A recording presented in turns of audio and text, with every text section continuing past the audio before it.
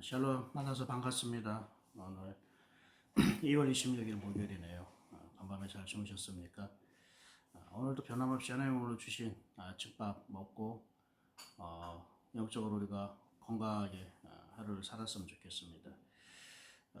오늘 하나님이 차려놓으신 반찬은 무엇인가 한번 볼까요? 이사야 28장입니다. 이사야 28장 다 읽으셨습니까? 예. 또 이사야 28장은요. 또 이스라엘 민족에 대한 하나님의 심판이 다시 시작됩니다. 또 이제 또 분위기가 바뀌는 건데 굉장히 그 이사야서를 사람들이 어떻게 평가하면은 뭐 구약의 세익스피어다 뭐 이렇게 얘기를 많이 하기도 하고요.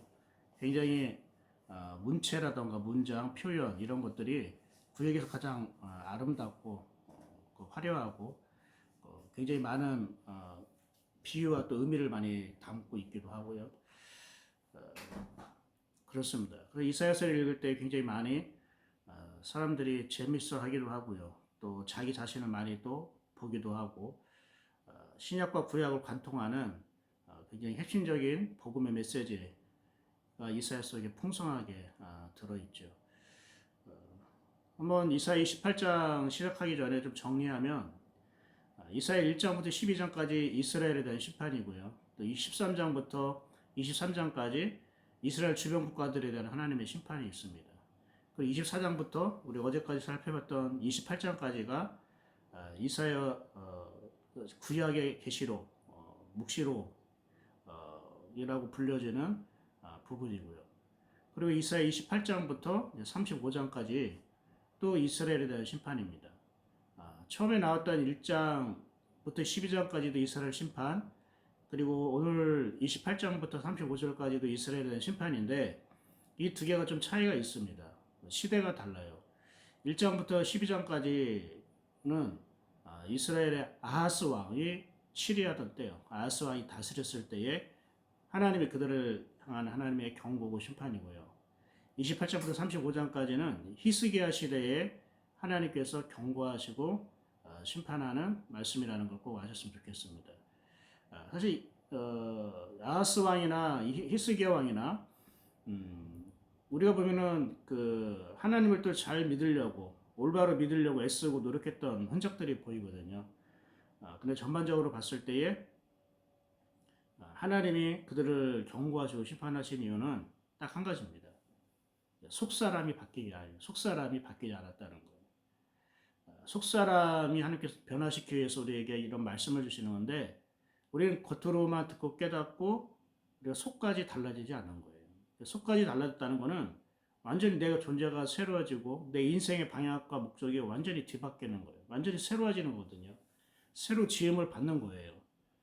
근데 이게 오늘날 우리가 하나님을 믿는 그런 많은 성도들의 모습이기도 합니다.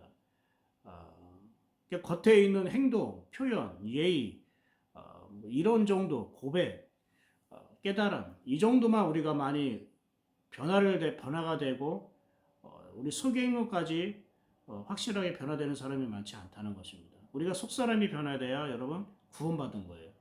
구원은 속사람의 변화, 거듭남이고, 속사람이 천국 가는 거거든요. 근데 속사람에 대한 얘기를 자꾸 해버리면 사람들이 자꾸 피해요.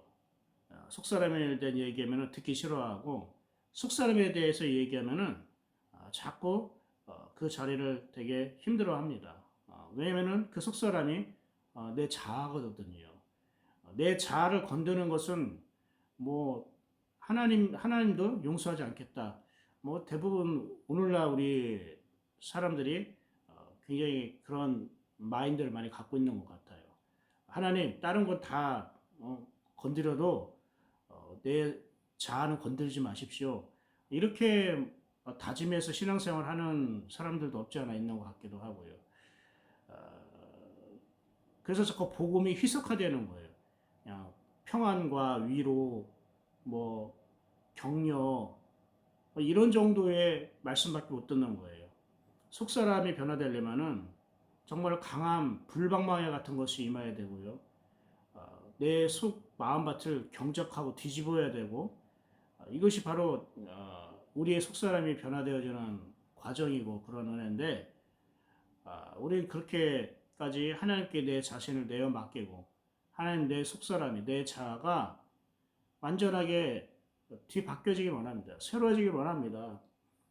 이렇게 우리가 마음 먹고 그렇게 그런 자세로 우리가 하나님을 믿는 그런 말씀을 대하는 사람들이 많지 않다라는 거죠. 오늘 한번 28장 1절 말씀을 한번 어떤 내용인가 봅시다.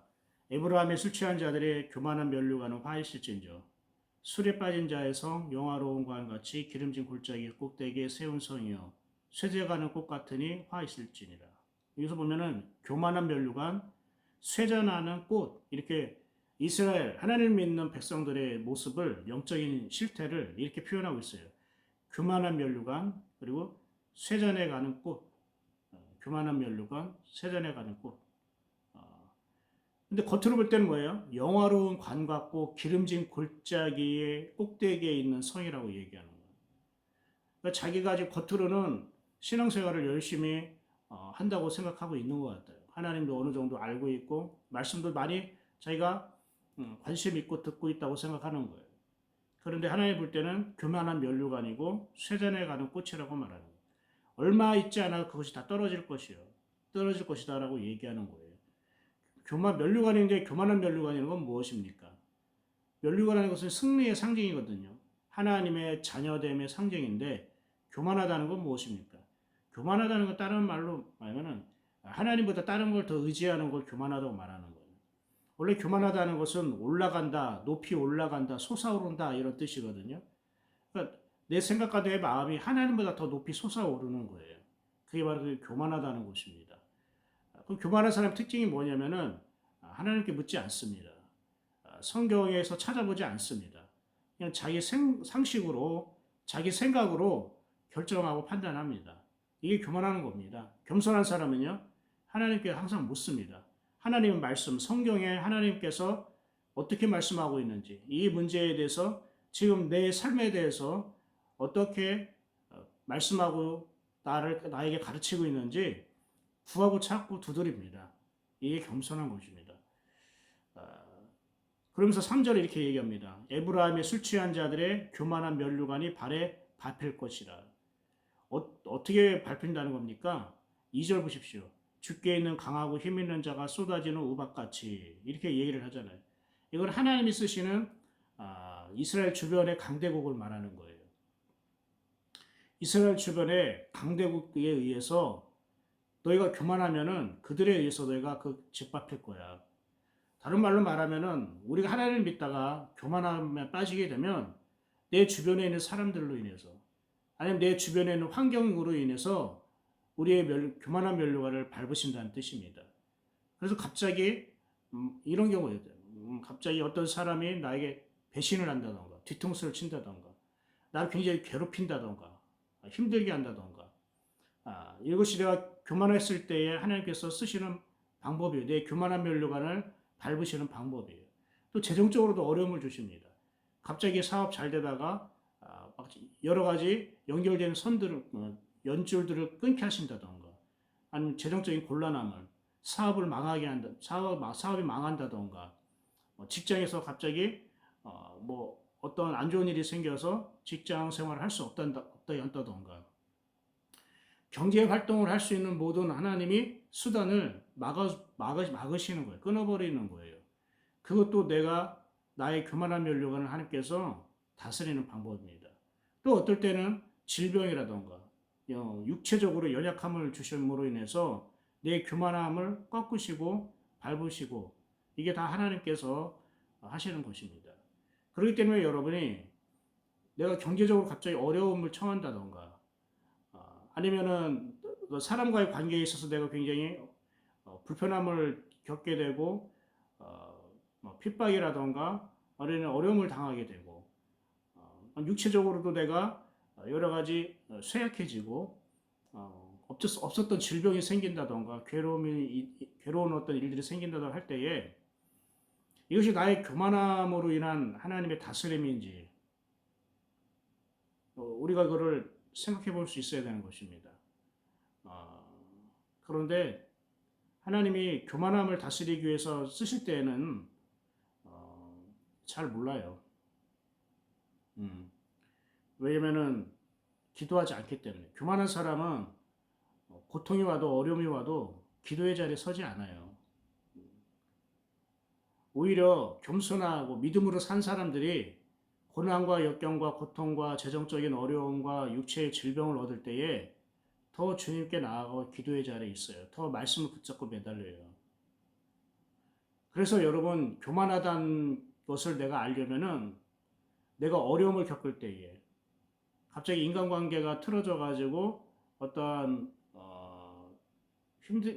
불편한 어떠한 상황 속에 처했을 때에 갑자기 재정의 어떠한 곤란함과 곤고함과 그런 어려움을 내가 겪을 때에 그런 때에 내가 정말로 주님을 찾고 기도의 자리에 가면은 그 사람은 교만함으로 인한 어려움을 겪는 게 아니에요.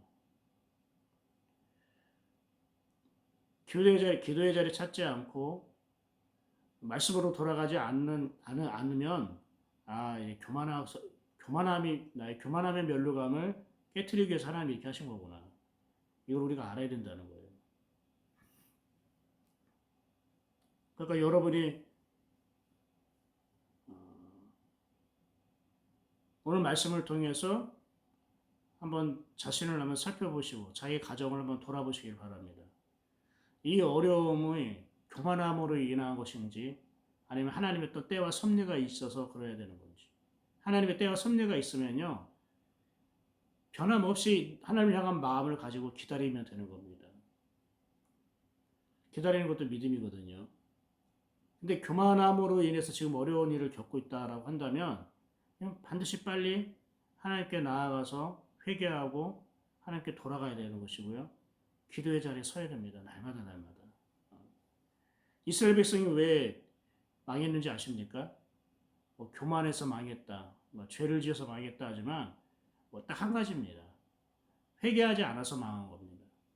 주님께 돌아가지 않아서 망한 거예요. 그렇게 많은 기회를 주고 주변 강대국을 통해서 어려움을 주고 이 곤란함을 주고 그랬으면 우리가 교만했구나. 하나님께 돌아가지 않았구나 해서 깨달아야 되는데 맞고도 하나님께 돌아가지 않는 거예요. 회개하지 않는 거죠. 그냥 깨닫기만 한 거예요. 여러분 깨달은 것과 회개하는 것은 전혀 다릅니다. 깨닫는 거는 내 겉사람이 하는 거라고 했잖아요. 회개하는 건요. 회개하는 거 겉사람이 못해요. 속사람의 반응입니다. 그걸 아셨으면 좋겠고 어제 우리 수요 예배 말씀에도 나누지 않았습니까? 내 죄가 해결되지 않은 부분이 있다면 하나님의 기도의 응답도 지연된다고. 내가 기도 응답을 왜 못 받는가? 나는 굉장히 간절한데, 나는 굉장히 사모함이 있는데, 나는 굉장히 갈급한데, 오랫동안 기도해 왔는데, 도대체 몇십 년 동안 이런 삶을 살아야 되고, 더 기다려야 되는 거야. 막 그런 게 있다면, 그건 내가 아직 회개하지 않는 죄가 있다는 것. 아직 내 영혼에 죄의 싹이 자라나고 있기 때문에, 하나님은 우리의 죄악을 보고 나서 보실 때, 우리 속에 죄악이 있을 때는 하나님의 거룩한 뜻을 우리에게 이루실 수가 없는 거죠. 그래서 기도응답이 이루어질 수 없거나 지연되거나 하는 것입니다. 실제로 한번 볼까요? 그리하여도 그들은 포도주로 말미암아 옆걸음치며 독주로 말미암아 비틀거리며 제사장과 선지자도 독주로 말미암아 옆걸음치며 포도주에 빠지며 독주로 말미암아 비틀거리며 환상을 잘못 풀며 재판할 때 실수하나니. 와. 백성들, 그러니까 하나님을 믿는 모든 백성들도요. 포도주 때문에 옆걸음을 비틀비틀 똑바로 건듣지 못한다는 거예요. 독주를 말미암아 또 비틀거린대. 무엇보다도 제사장과 선지자들, 하나님의 말씀을 대언하고 예배를 인도하는 목회자들, 사역자들 말하잖아요. 이들도 독주로 말미암아 옆걸음 친다는 거예요. 가야 할 길을 가지 못하고 자꾸 옆걸음을 간다는 거예요. 그럼 포도주는 왜 취하고 독한 술에 취한 것은 무엇입니까? 원래 포도주는 기쁨을 상징하는 거 아닙니까? 근데 왜 포도주와 독주로 인해서 그들이 취하고 마치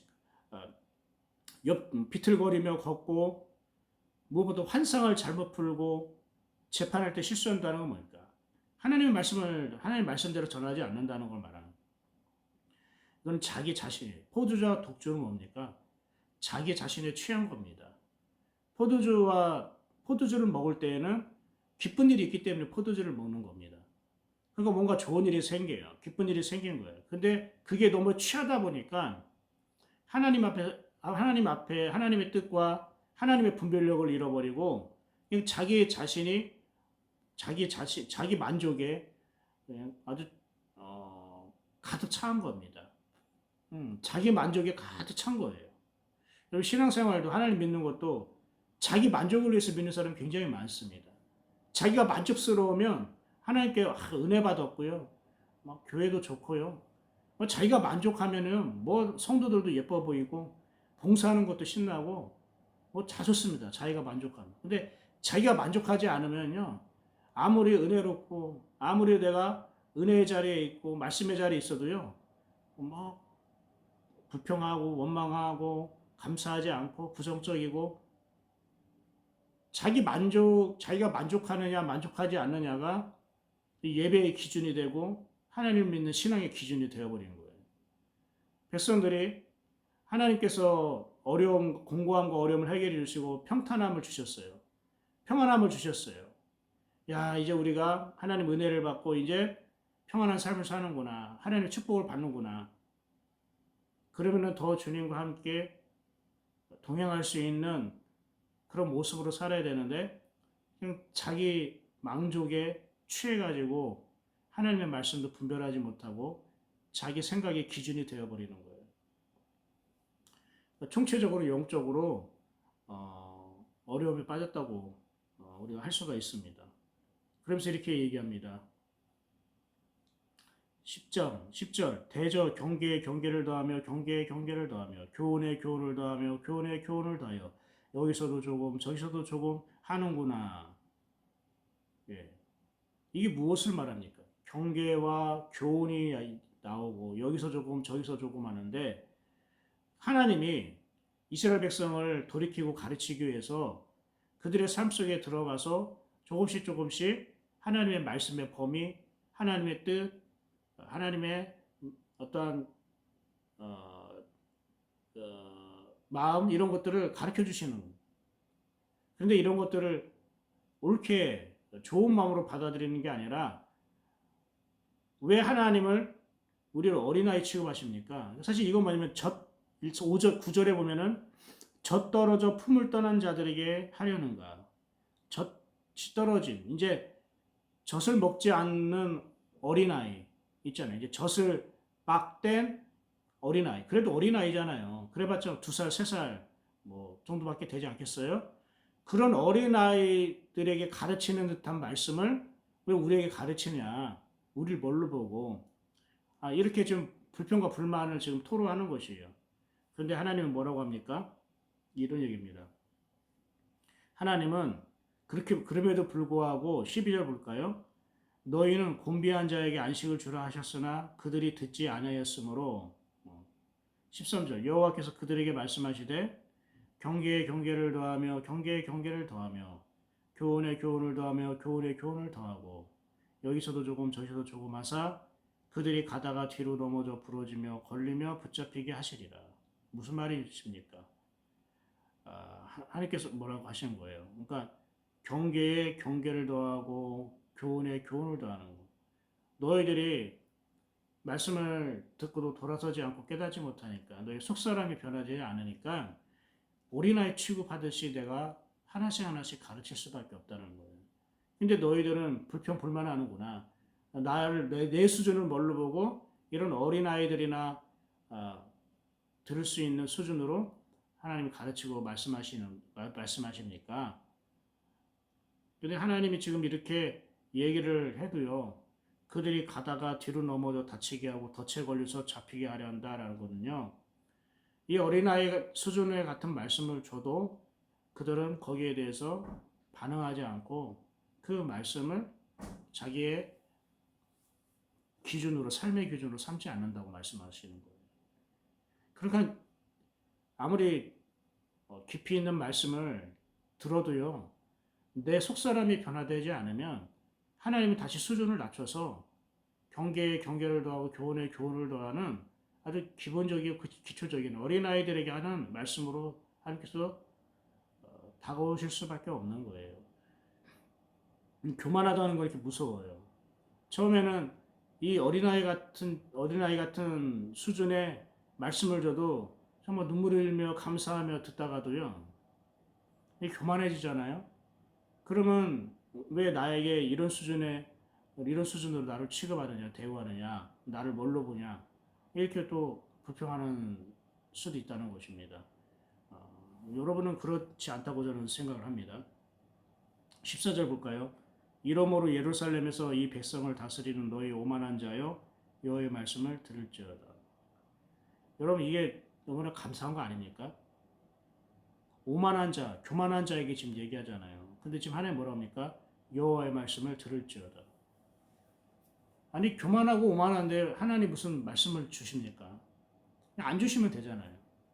그냥 교만하고 오만한 상태에서 살으라고. 아니, 오만하고 교만한데 왜 그들에게 말씀을 주셔요? 근데 이게 하나님의 사랑이라고요. 너희가 정말 교만하고 오만함에 빠졌는데 그런데도 하나님의 말씀을 지금 주시잖아. 네, 돌아오라고. 돌아오라고 지금 이렇게 얘기하는 거예요. 속사람이 안 변한 거예요. 이스라엘 백성은 계속 핍박과 환란이나 어려움을 당하면 뭐 회개하고 뉘우치고 그리고 죄를 뒤집어쓰고 베옷을 입고 금식하고 그러다 하나님이 이 사람들을 긍휼히 여기셔서 다시 은혜를 주시고 평강을 주신단 말이에요. 근데 또 좀 있다가 또 이들이 교만하고 오만해져서 또 하나님께서 핍박을 주고 어려움을 주고 그렇게 다스리면 또 이들은 울고 금식하고 회개하고 잘못했다고 하고 그게 계속 반복되었잖아요. 이 반복된 이유가 뭡니까? 겉사람에 대한 반응이지 속사람이 바뀌지 않았다는 거거든요. 사순절기간에 우리 모두가 속사람이 새로워지고 바뀌었으면 좋겠습니다. 여러분 그 거지의 희망, 거지의 꿈이라는 이야기 아십니까? 거지가 있어요. 근데 거지에게 소원을 물어보니까 자기 동양통이잖아요. 깡통. 동양하는 그 깡통이 금으로 칠해졌으면 좋겠다. 동양 깡통이 금으로 입혀졌으면 좋겠다. 금 동양 깡통이 되었으면 좋겠다. 이게 거지의 소망이라는 거예요. 소원이라는 거예요. 그게 뭡니까? 거지의 꿈, 소원이라면 뭐해야 됩니까? 거지의 삶을 벗어나야 되죠. 거지의 삶을 벗어나는 것. 이 깡통을 집어 던지고 깡통을 박차고 나와서 정상적으로 살 수 있는 그것이 진짜 꿈이어야 되고 소원이고 비전이 되지 않아요? 근데 거지가 갖는 꿈은 깡통이 좀 화려해지고 깡통에 장식이 달려있고 깡통이 금으로 입혀졌으면 좋겠다는 거예요. 여러분 거지 바디메오 알죠? 거지 바디메오. 거지 바디메오가 예수님이 지나간다는 소리 들으니까 다윗의 자손 예수여 나를 불쌍히 여기소서라고 하잖아요. 그 예수님이 그 외침을 보시고 내게 오라고 하니까 어떻게 합니까? 겉옷을 벗고 나아가잖아요.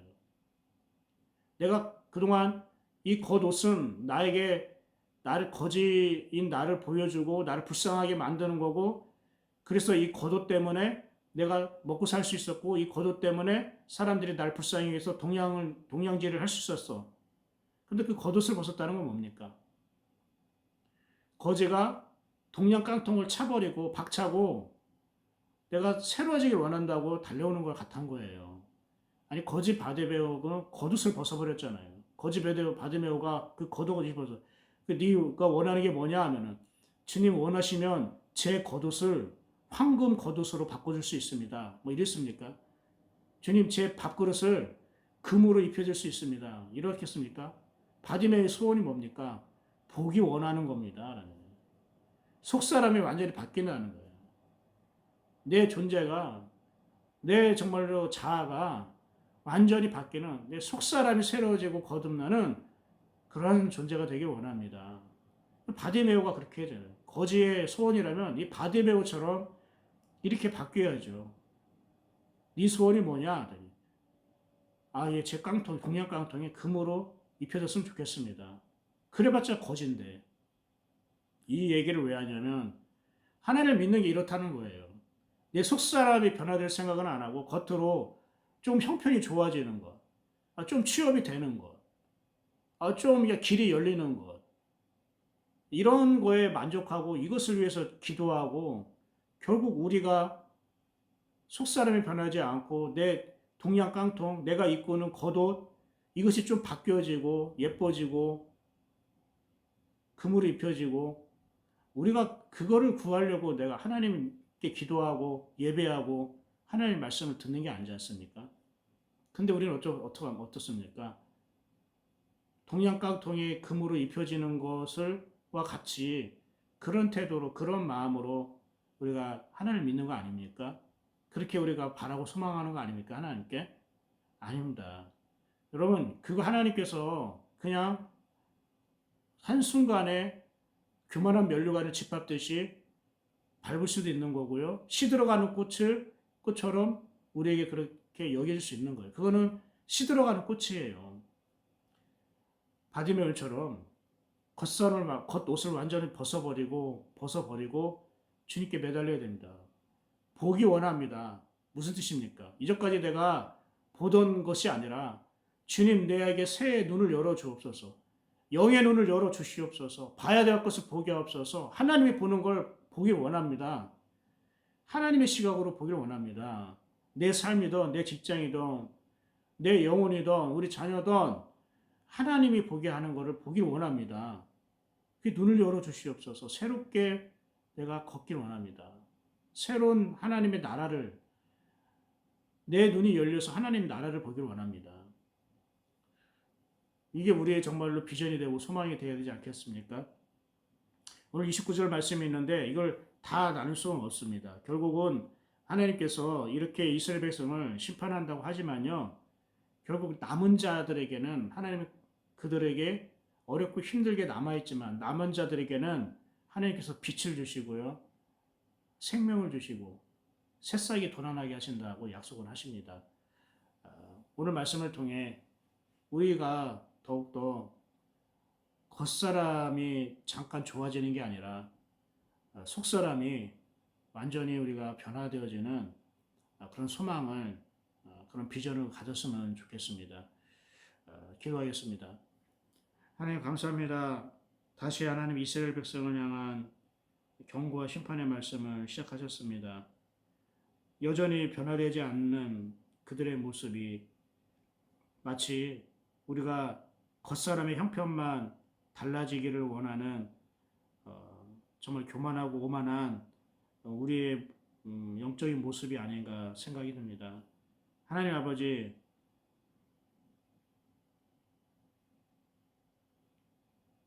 우리의 눈을 열어 주시옵소서. 하나님 나라를 보게 하옵소서. 내 삶 속에 있는, 내 안에 있는 아버지의 나라, 아버지의 뜻 보게 하시고 완전하게 우리의 속사람이 하나님께 붙들림을 받고 확실하게 변화되어지는, 거듭나지는 그런 새 날을 맞이하게 하여 주시옵소서. 그렇게 소망하고 기도하는 예의교 형제들, 자매들, 그들의 삶을 돌봐주시고 은혜를 더하여 주옵소서. 예수님의 이름으로 기도합니다. 아멘. 네, 수고하셨습니다. 오늘도 날씨가 좋은 봄과 같은 날씨를 주셨는데요. 일하는 곳에 주께서 기름 부으시기를 원합니다. 하나님 임재하심이 가득한 하루 되시고요. 승리하는 하루 되기를 축복합니다. 내일 아침에 다시 보도록 하겠습니다. 샬롬.